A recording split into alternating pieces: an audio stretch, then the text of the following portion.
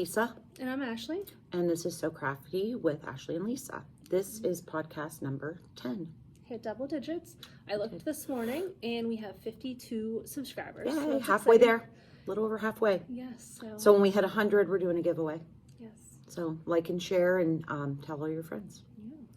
So today is the end of January. Tomorrow is the last day of January, right? Yes. So this won't come out till next week, but we made it. It has been snowy, cold. Very cold. We had like -17 some mornings when I was driving to work. And the lowest I saw was -19, dropping the kids off at the sitter. Yeah. So yeah, it's been pretty miserable. We were just talking about my grandkids and her son, just being like cabin fever. Oh yeah. It's too cold to go out and play. They are just wild little animals right now. Yeah. So let's get started. What I'm wearing. The pattern is Turtle Dove by, it's a free pattern. Is it Pearl Soho? That sounds familiar. I believe it's Pearl Soho.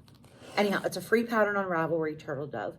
I knit it is Cascade Aero, A-E-R-E-O.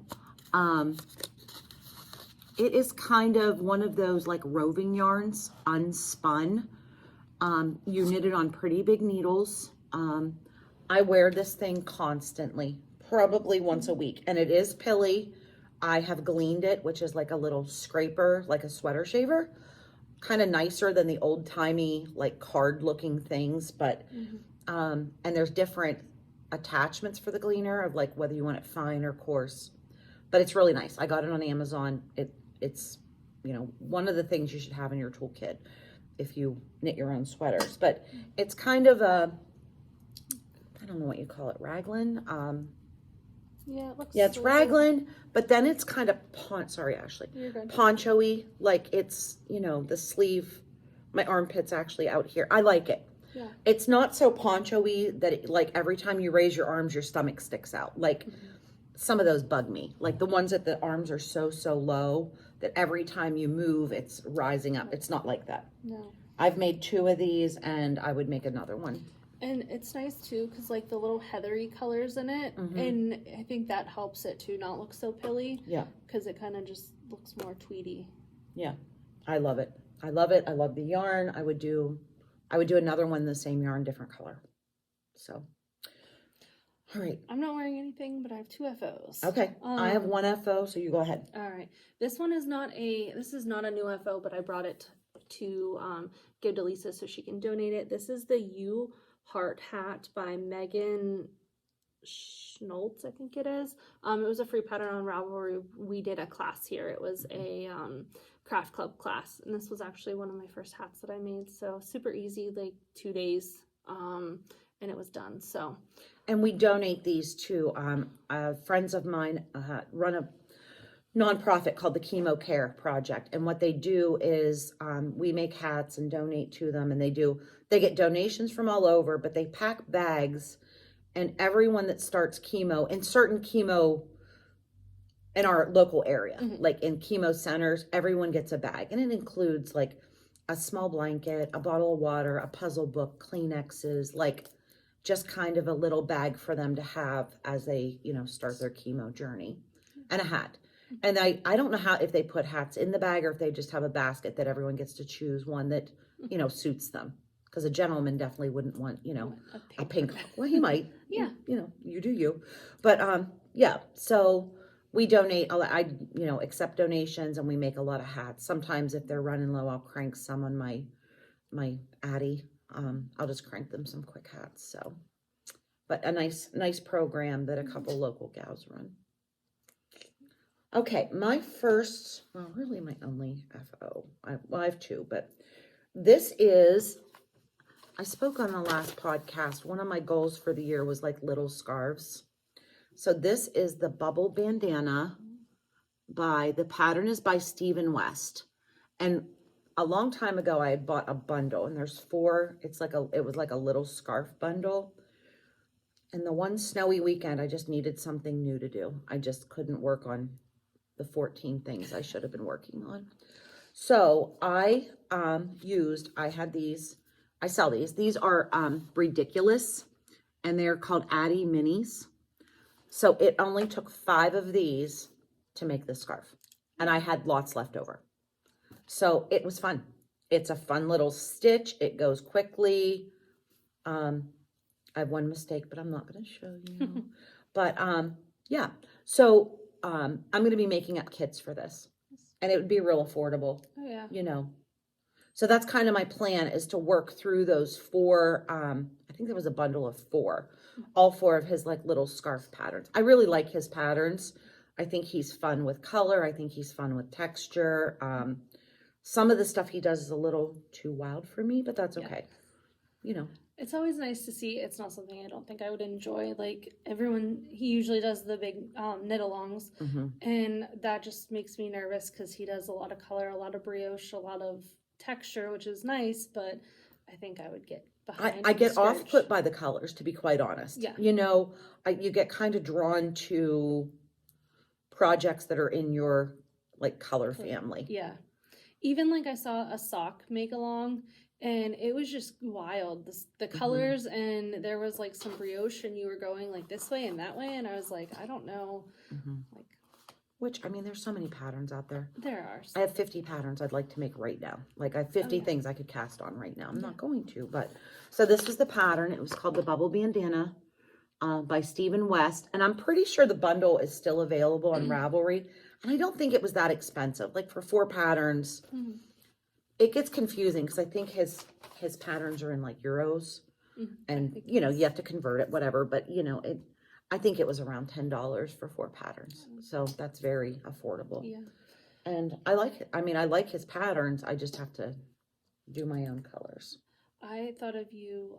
I was watching Professor Pearl, I think it was, and she just made a garter, like a garter scarf in her last one that she was talking about. Okay. I thought of you. I don't know if I'm caught up. I watch her also, but I'm not sure if I've watched her last one. She was traveling to Indonesia, I think it was, and she wanted something small and that she could do it, and then so she made. Wasn't it a wild color? It was like melon, tangerine, orangey.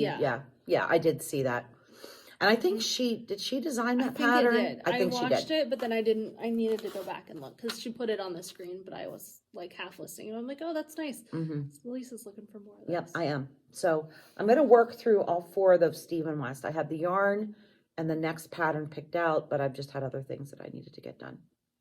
So you have one more? I have one more. It is my baby blanket. Cute. It just needs blocked, and I thought about blocking it, but then I was worried because this will all fix once it's blocked. It's just kind of. It's gonna pull out. But this was my. It's really cute. I kind of did my own pattern. I looked at a couple and I was like, I wasn't really loving any of them, so I kind of just went with it. It took 2 and about 2/3 skeins. I think I had 30 grams left of the 3rd ball whenever I did it.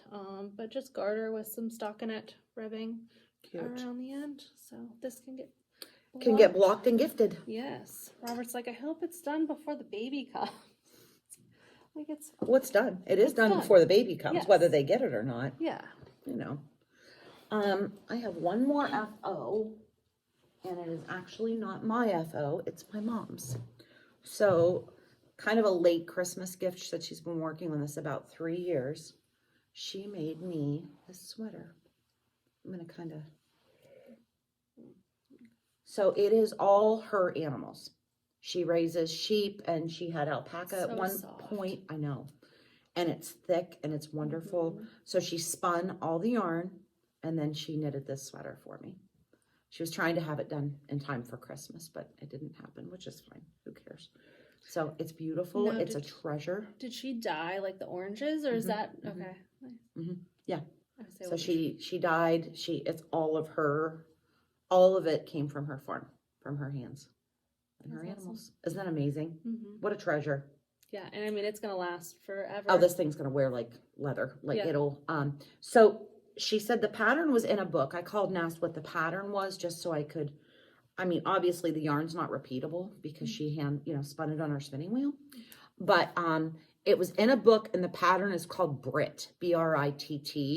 So I don't know if that's something that would be on Ravelry or, yeah. So I haven't worn it yet because I wanted to show it on the podcast before I started wearing it. But I will be getting lots of wear out of this. Yeah.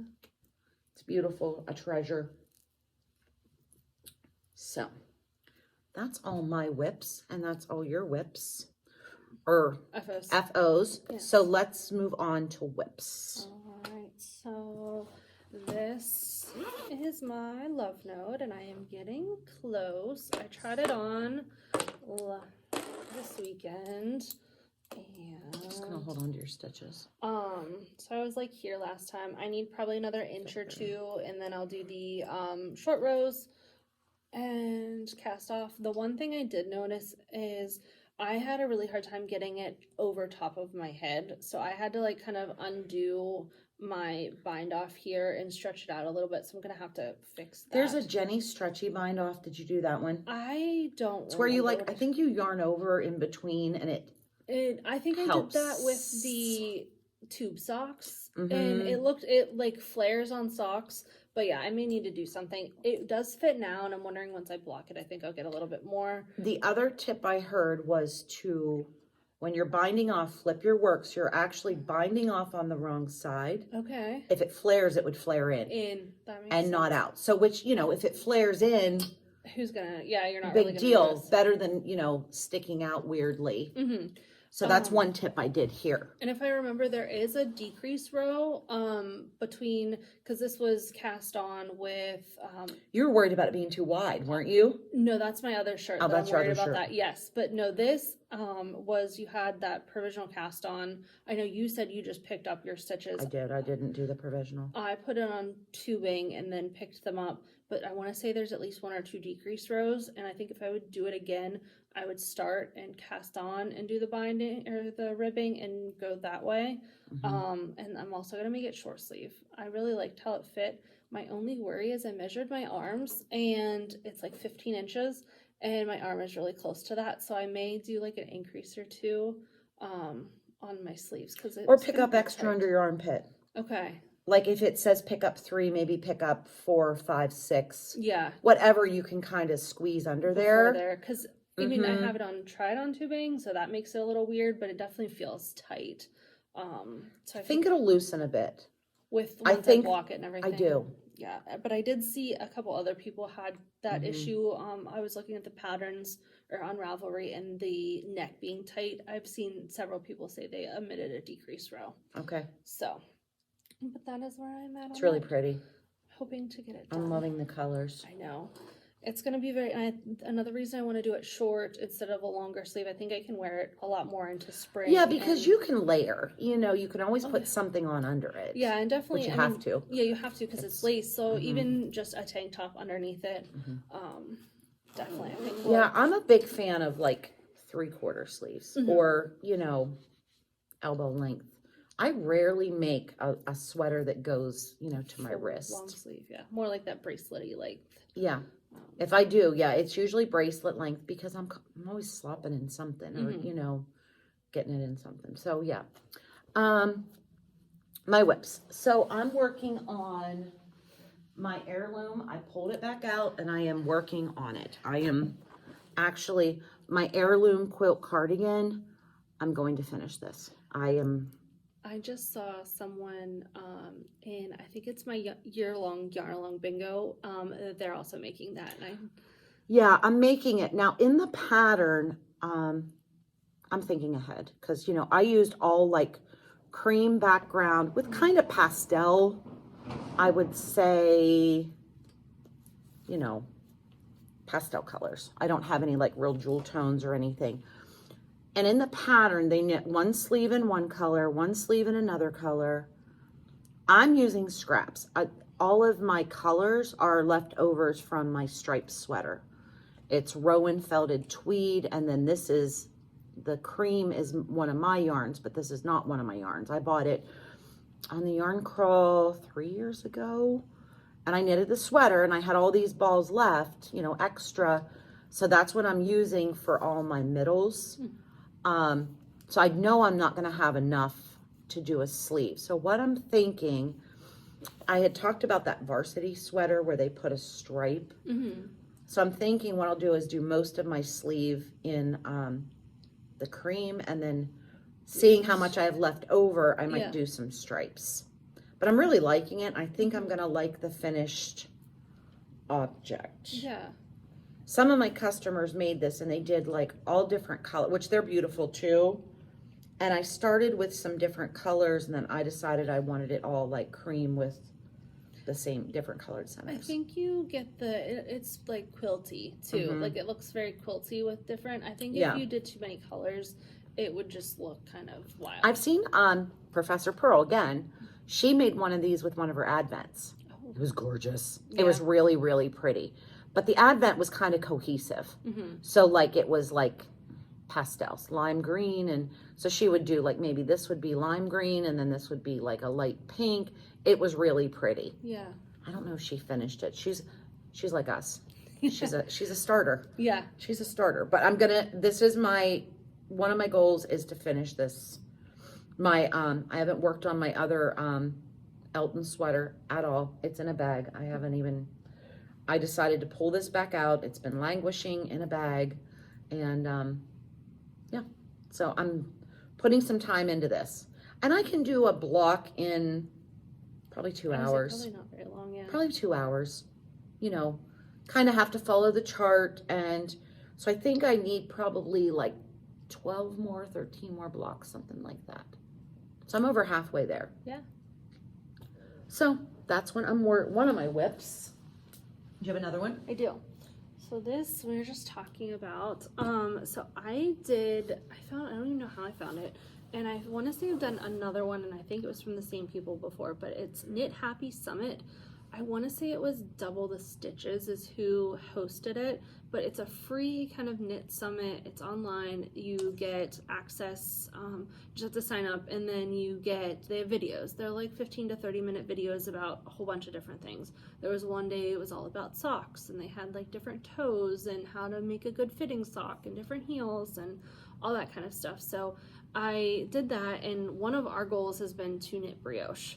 So Cindy from Really Clear Designs, who we've done a couple of her patterns and things before, she did a brioche class, and this was her pattern. It was Brioche 101. So I did it, and what you're supposed to do is it's brioche, and then you do 4 rows of garter, and then back to brioche. And I was doing really well, and then I kind of got messed up. You can see a little bit, kind of those holes right in there. So I'm like, oh, I'll just go back to the garter, and then that can kind of reset me. I tried to do this while I was like walking around and talking to people, which was my mistake, because I was like, oh yeah, it went so easy at first, and now, but so this is my beginning of the scarf. I may pull it out and go back to the garter stitch just to kind of clean it up, because it looks all off, and I'm only in like 2 rows. So I haven't done brioche. It's on my to-do list. It looks like you're increasing stitches. Like right now it looks wider. I think so. It's technically the same number of stitches. Your yarn overs kind of go over the slip and then those get resolved in the next row. Yes, so then you knit 2 together. Okay. But I think it's just how it is now, but I probably am off count. No, that's okay. When you were holding it out, I'm like, does. it looks like there's more stitches. And I think because with it, I think it kind of sucks it in a little bit, and it makes it squishy, that like squishy everyone talks about. And I think the garter kind of spreads it out, because garter I really want to do stretches. 2 color. I love that look of like the color to the front, color to the back. There's a cow that came with this that is 2 color. I was like, let me just play around with it. This yarn was just one from the shop. I was telling Lisa I got it here forever ago. It's pretty. All sorts of colors. It is the Color Burst by Universal Yarn. In Sunset is the... Do you know what I think? You're going to have lots left over, I'm sure, because there's like scads. 200. Wouldn't that be pretty in an alpine bloom?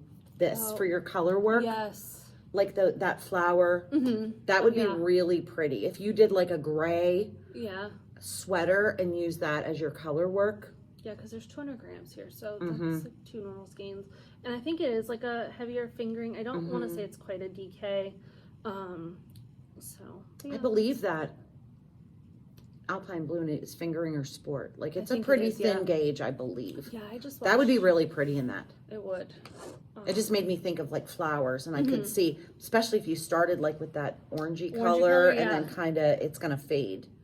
Yeah, so but So brioche is on my list, so I'm slowly tinkering with it, and it was a lot easier. And then I think I got confident, and I was like, oh, yeah, I can do this and have conversation and talk to people, and no. all right, my last work in progress is I also do quilting. This is, I'm not going to even unfold it, but this is an order. It is a California king size quilt. So I, cut all the strips. I quilted it on my long arm quilt machine, which is upstairs. And now I have to hand sew the binding. The binding is on, and I will sit now and hand stitch. Like actual hand stitch? Yeah. Now, if I do a t-shirt quilt or something that you aren't going to see the stitching, I'll machine stitch it. Okay. But for this, it's kind of, of special. Yeah. So I'll sit and hand stitch. Wow. Yeah, it's going to take a few hours. But Days.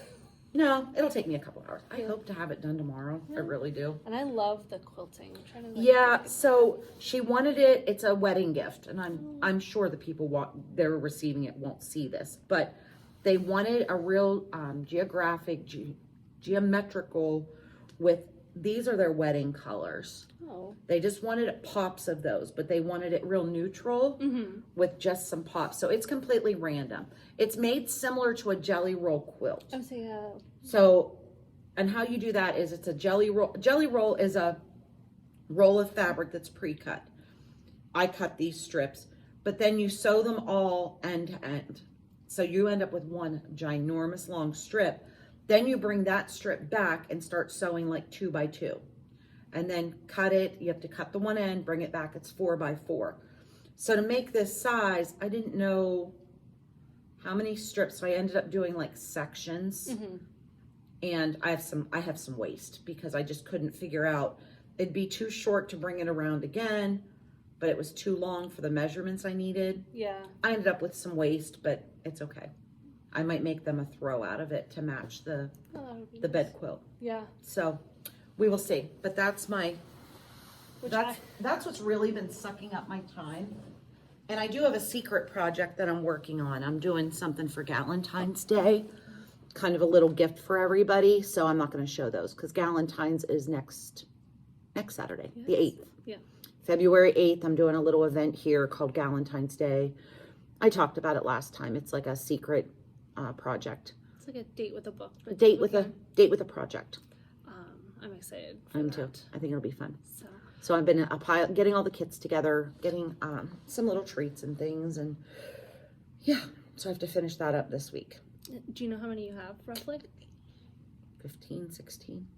I'm just on the list. I know, I saw that. And that's why I was double checking. Like, I know I've missed people. Oh yeah. And I'm like, sure it's easy because like they'll talk. I'm sure you write it down somewhere, and then I did, and I had a list I was working from, and I'm like, I better just double check. And I'm gonna have a few extra. Yeah. I'm gonna write on the box, crochet, like, just in case. But and even then, you can just sell them as mystery kits afterwards. right. So yeah, I mean, there's lots of shops that just have mystery yarn, mystery kits. I know on the Steel City Yarn Crawl, like my friend has a shop and she has mystery bags and they sell out. Like she's constantly making more mystery bags, which is great. Yeah.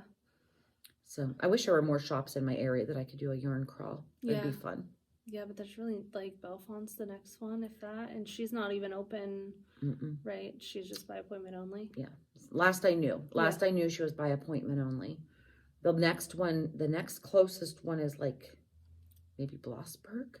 Punxsy. Yes, Punxsy. But I don't know how much. I've know. never been there. I want to stop, but I've been there, but I don't know that they have super regular hours. And don't go this weekend. It's Groundhog Day. Oh yeah, no, definitely don't. Stay clear.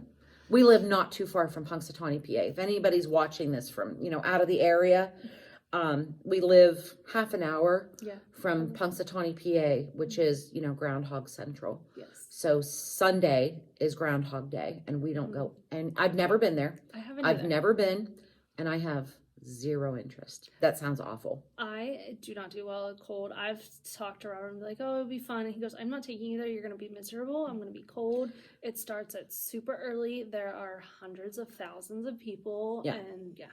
You don't go anywhere near Punxsy unless you want to be in the thick of it. Yeah. So yeah, I've never been, I did a show there. One year I did a show at the YMCA. There's kind of stuff, like, especially when it's a weekend. Oh yeah. There's lots going on in Punxsy. There's a craft show at the YMCA. I did that one year and it was cold. It was miserable. And I thought, unless you're selling something that has a groundhog on it, don't bother. Like groundhog cookies, sold. Somebody was making, it was hysterical. It was pottery. And then she would like run it over with a tire so it was like roadkill groundhogs. It was hysterical. People were buying the heck out of them. I thought, what do you do with that? Yeah. Like, what do you, good for her. Yeah. It was definite art. And maybe it's a doorstop somewhere. I don't know, but it was interesting. So, what else? See, I have one more. I don't Go have a ahead. lot of work on it, but I wanted to bring it out because I'm telling myself I need to finish it. It is like a 1.5 year languishing whip. It's my Hoagie Locatelli Dark Cloud. So I have, again, I think like an inch or two. It's knit flat, so this is actually the Oh, it's a neck. top. Yes, so it's a top. So there's the kind of shoulder shaping a little bit, and then I'm trying to figure out. I was reading the pattern today, and I don't really honestly know how it gets constructed as far as. So do you do 2 panels? Well, so you knit this, and then you pick up in the shoulder, and then you start with one with side, the other side, and then the other. But I don't know how it gets attached other than the armhole. And I was trying to look at the pictures. It does have like a very flowy look to it, so it may very well only be attached like at the bottom of the arm. But I was trying to figure that out am I gonna have to I don't think I've ever seam it? seen that one. It's like it's drop shoulder like with some nice sleeves. It's gonna have some ribbing around it. This is my Sierra yarns. I believe this is gray charcoal. It is like that blown out kind of like what I made this up. Yes. Yeah. It's super soft. I'm excited. It's also going to be very light. But this is pretty. going to be my T square from my bingo. So Okay. that's why And you can do whatever you want on those sides. You could put a button, you could sew it, obviously, And that's I was just trying to read it quickly, and I was looking at it on my phone earlier, and I was like, I don't know where because I like to read the pattern all the way through. That's funny. At least to get some ideas, because I really struggle with buying patterns if I can't see some of it, because sometimes you go and you're like, I just spent $10 on it, but I'm never gonna make it because it's seamed or it's this or it's that. So.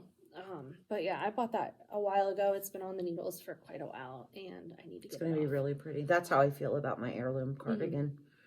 It was in a bag. It got put aside, and now I've got to like put some time into it. Yeah, I think I started that after the blue tank top I started, and then I was like, oh, you can't do that. I'm not going to be able to wear it in the winter, so I started that, and then kind of put that away then too. So yeah, we'll see what happens. A couple upcoming events I just wanted to talk about real quick. I already talked about Valentine's Day. And then Fiber Fests are going to be starting up again. So I've got to get back to the dye pots here pretty soon. Yeah. I have 2 quilts to do. I'm going to finish this one. I have 1 more to do, and then back to the dye pots I go. One other thing I want to talk about. Well, let's go through this. I digress. Rags Fiber Fest will be March 1st. It's down by Pittsburgh. It is in, I think, Delmont. It's in a church, Delmont. And I'll try to take some video. I was there in October. We did it was kind of Halloween, blah, blah, blah. This one's just, I don't think there's really a theme. It's just a Fiber Fest.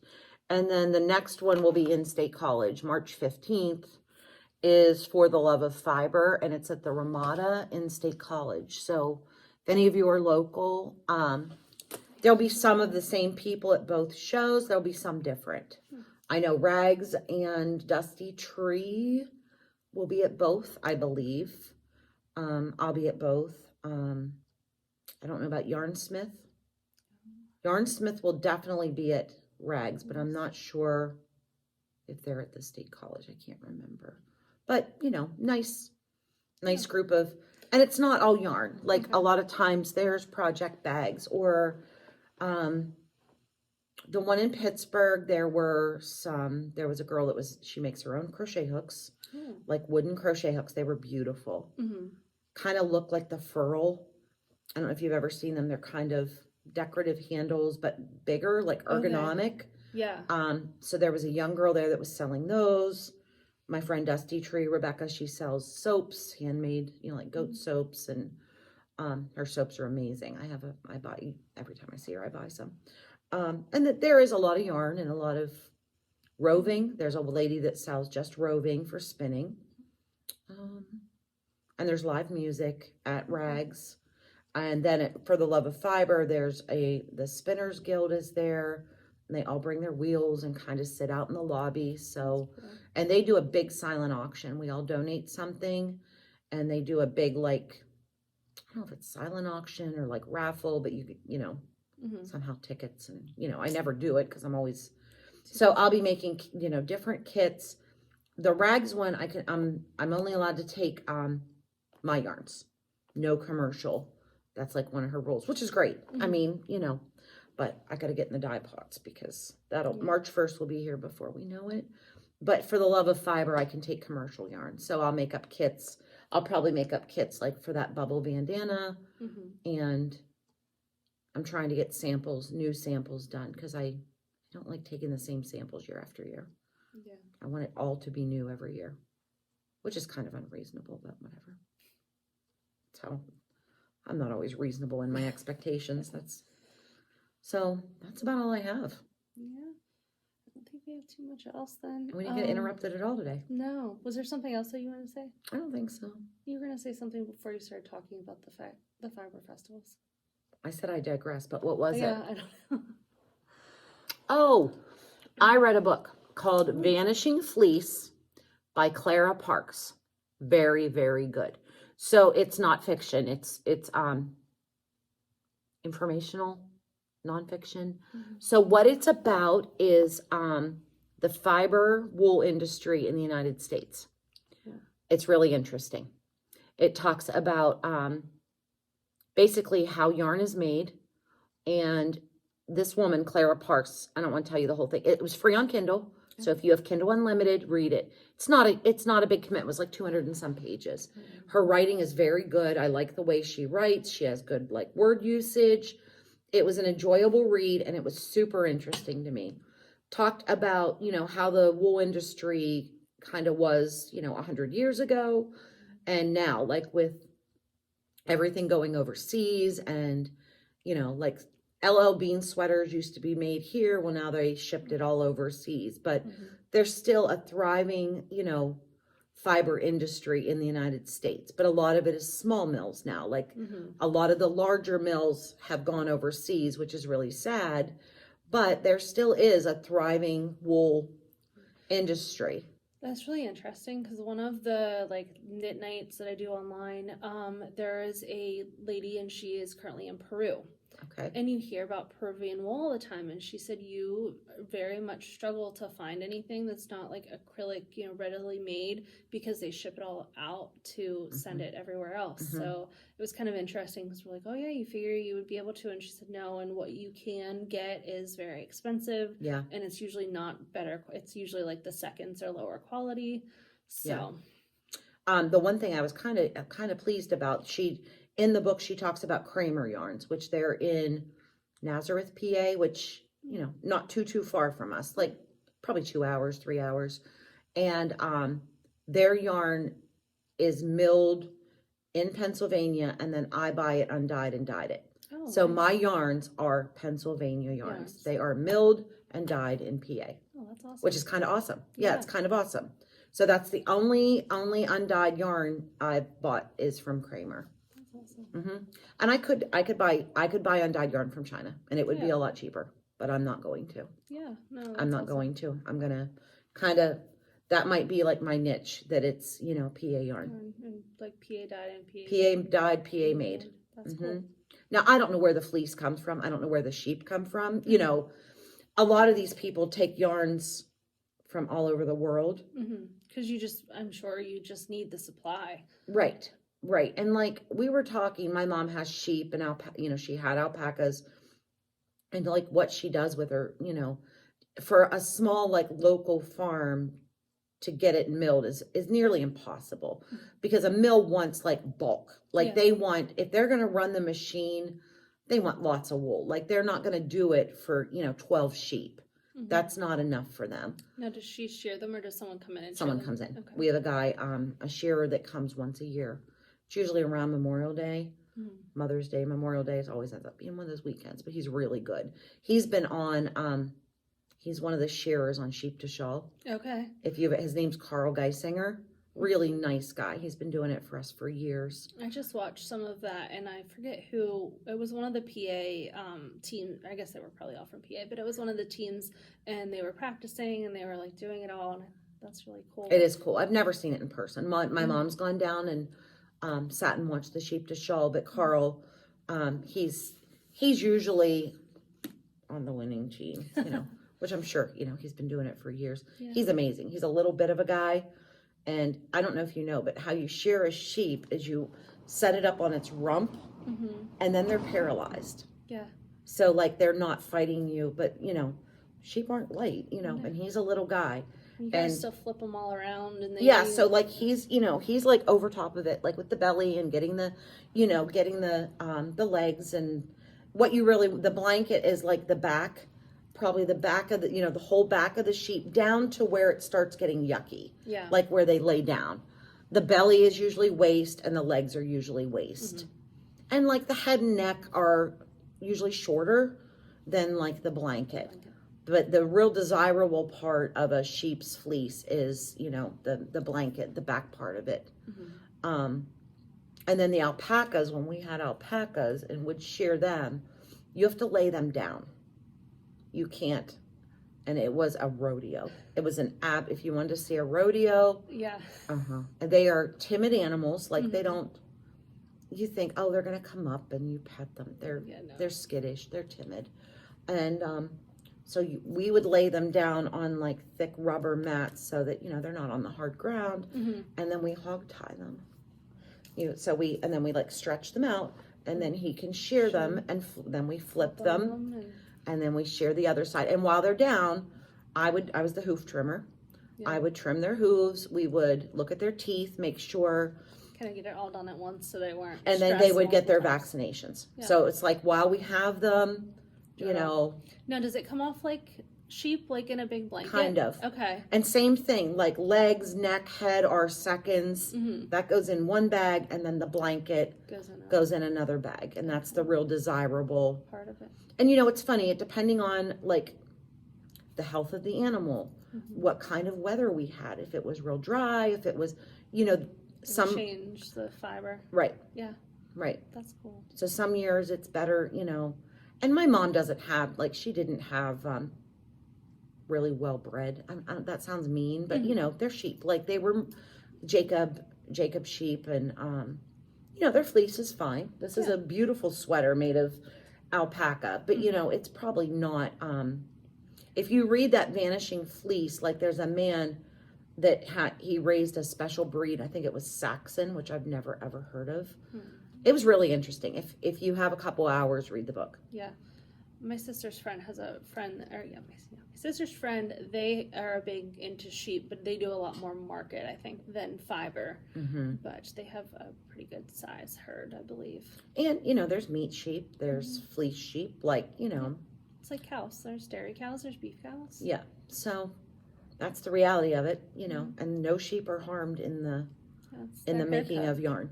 It's their haircut. Like people that are against, shearing them, it actually is beneficial. They can't go years and years. Do you remember years ago there was one sheep that was like living in the mountains of, I just saw something. What was somewhere, and it was like this matted ball, and it could barely move. Yeah. Like it had escaped sharing for many years. Like it was living in a cave somewhere. And they do that. I just was listening to a podcast, I think, and they were talking about these like wild sheep that they go in, and it's almost like the Mustangs where they like corral them and they take care of them once a year. But they would go, they would, you know, do what they needed to do, medical treatment, shear them, and then they let them back out. Who did that? I forget who that was now, because it was a really interesting program. Well, I'm reading the next book from Clara Parks. She's an author. She's written a number of books. She's an avid knitter. This one's called, I think, Knitlandia, and she travels. And she's overseas in Iceland at a sheep roundup right now, the part I'm reading. And what they do is they have many farms.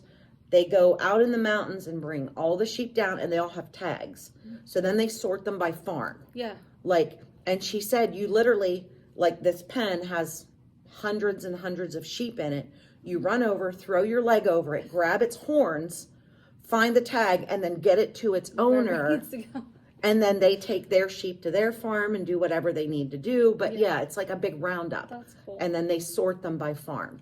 I think this was, I want to say it was maybe MC Blame the Knots, and she got a fiber countdown that was, and it may have been an older one, but it was all different fibers from different sheep and different animals that you had, and you could kind of try them out, and they were all dyed differently. Okay. And it's kind of a program that does something similar, that they will go and they'll like take care of them, shear them, and then send them off to the things to get off, and then whenever you sell them, like you bought the kit, so then that money then goes back to right. that. There's another one. There's the grocery girls have talked about like a sheep breed box done by, I want to say it's somewhere in Canada. Yeah, I don't remember where. I can't remember what it's called, but it's the same thing. Like they might, one month it might be Jacob and all the yarn, usually they send like little postcards that are pictures of the sheep that were, included. And yeah, because I know it was the grocery girls, but she by mistake got a spinning box and she doesn't spin. So she was giving it away, on their podcast. She was giving it away, but then she did get she switched it and got the yarn.